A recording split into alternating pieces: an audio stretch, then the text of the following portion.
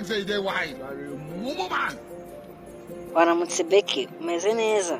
Ko ndi kubona uri kwayura wabyukanye inzara. Wabura iwanyu ntabwo bakugaburiye mu ijoro. Oya wowe bakureke niba warayuriye se ni ngombwa kuza kumagaraho cyangwa kubindatira, reka kumenya ibibazo byanjye angana n'ibibazo byawe ko nawe nzi ko utorohewe.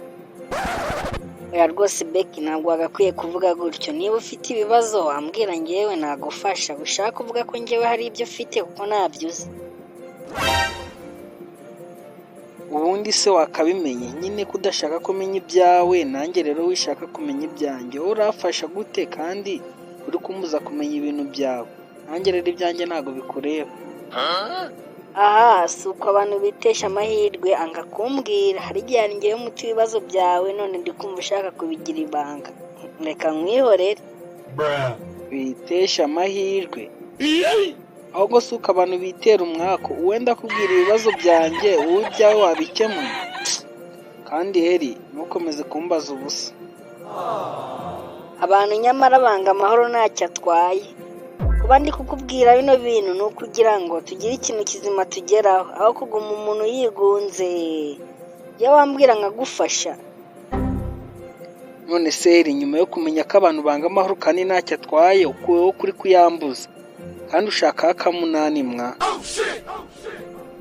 Ariko we nk'ushaka akamunani gutereta ntabwo wari gukangurira abaturage ati mwikure mu bwigunge. Ushobora kuba uri mu bwigunge ufite ikibazo runaka kubera utagize umuntu ukuganiriza ukaba wajya no kwiyahura.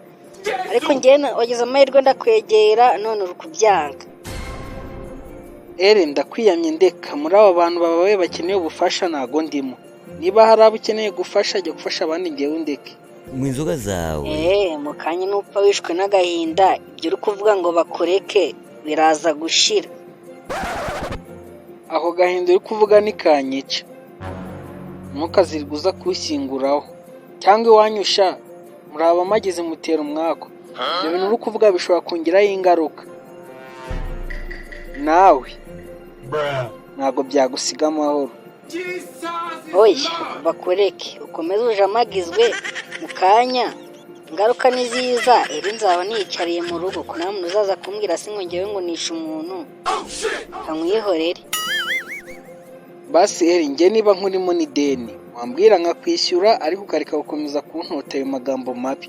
Ibyo bintu ntabwo bishimishije na gatoya.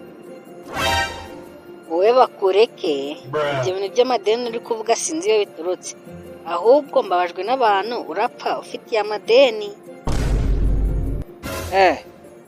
Ese kuri kuvuga urupfu nk'aho ari wowe uri bunyice cyangwa sha wasezeranye n'abantu bari bunyice ukaba waje kunjijisha ngo basange hano ngaho bahite banyica?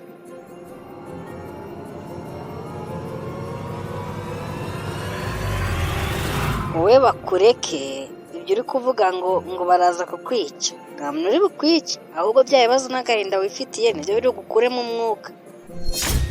Ndakurahiye nubwo turi inshuti urongera kuvuga ibyo bintu njye nawe turahita twibirenga hano muri uno muhanda.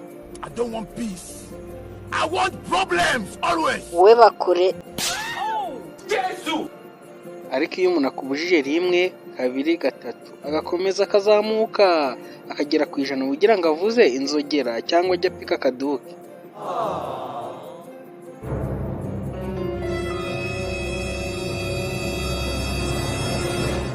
Wowe bakureke